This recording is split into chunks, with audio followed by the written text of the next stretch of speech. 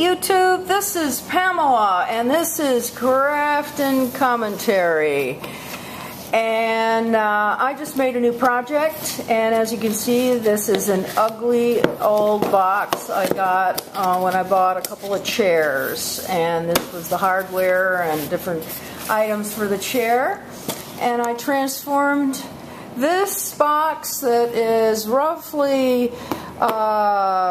13 by 3 by 6 into this. And let me twirl this baby around. Okay.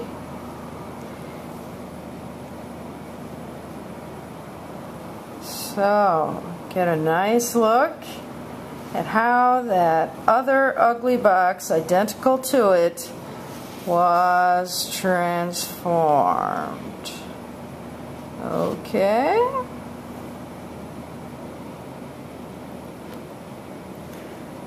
There we go. Now, let's open her up, and you see we got more pretty things. Let's see here now. See what we have.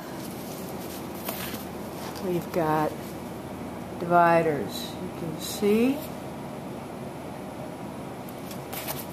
Now, let's talk about how it was all made. First of all, I am just a crazy fiend for Gelli Plate prints. And not exactly Gelli Plate, because for the most part I make my own Gelli Plates, and we'll get into that in a minute. This one I made with a cookie cutter, craft paints, on construction paper. All of these, my own art. I don't like using pattern paper that I purchase. Not when I can make my own. And I want to do a little shout out to Jelly Belly out there, and she was my original inspiration. I shall always be grateful. This is doilies put right down on the plate. First you put the white paint and the various pink colors down on the jelly. Put down your, in this case they were white doilies. And I put down my paper, which I can't even tell what color it was. Paper was maybe pink. Well, of course, what am I saying? It was this color pink. And wherever the doily was, this gorgeous pink showed up. I used We Are Memory Keepers envelope maker to make these nice edges. And do a search on that on YouTube, and there's lots of tutorials regarding that. And my Gelli Plate prints for the dividers, just connected to some old cardboard, which really wasn't had some indentations there. Anyway, so there's the first one. This is contractor's tape that you use when you're doing sheetrock work. See that? Cosmetic sponge, people. What's behind here? Cookie cutters in the background. A little, I see cosmetic sponge, or rather exfoliating sponge. I see here Martha Stewart scrapers. What else might I see?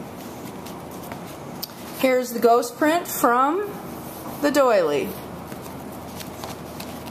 Here we have some of the other things from the others, but included here is some bubble wrap to make our texture. Here we have a commercial stencil, and here I used steel wool pad, just twisted it like that, and the light pink color showed through. Blues, all craft paints, inexpensive craft paints work the best because they are not as thick and viscous. So while I'm at it, people, I want to show what's been going on. Here is my homemade Gelli Plate. I have to put it way out because this thing is almost 18 by 12. Not quite. And this is right out of the, we have a walk-in cooler here at our beer store. So I have plenty of room to put this. I think it would fit in a refrigerator, but you can see. And I'll put the recipe below. This is a Teflon pan, so as you can see, the Gelli Plate falls right out. And I'm going to be doing a flip in my next video, but real quick, let's see some of these prints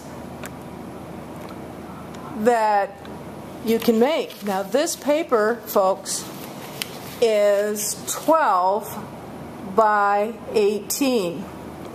That is huge. This is construction paper, people. Just plain old construction paper. I like it the best. It's the most colorful and it's absorbent, so the paints dry very quickly. This is the side of a commercial 3x5 Gelli plate, real Gelli plate. Other textures, I use of some foam textured pieces that I actually bought on eBay. You'll see those, a lot of those in here. Here we have the steel wool again effect. Here's a pot holder that I bought. Look up on eBay silicone, and you can get various pot holders with texture. Again, the steel wool. Again, the pot holder. These are some of my favorites on the top. And we have Martha Stewart scraper. Here's some cosmetic sponge here. I'm just going to go real quick because I'm going to do a more lengthy flip in another video. Boop, boop, boop. Always a hazard. Okay. Bubble wrap, people. Commercial stencil. Different things. Now I want to emphasize that I use these as pattern paper. I use these for collage murals here at our beer store. My husband and I own a beer store. So I want to do a real quick flip. Real quick. This is layered stencils.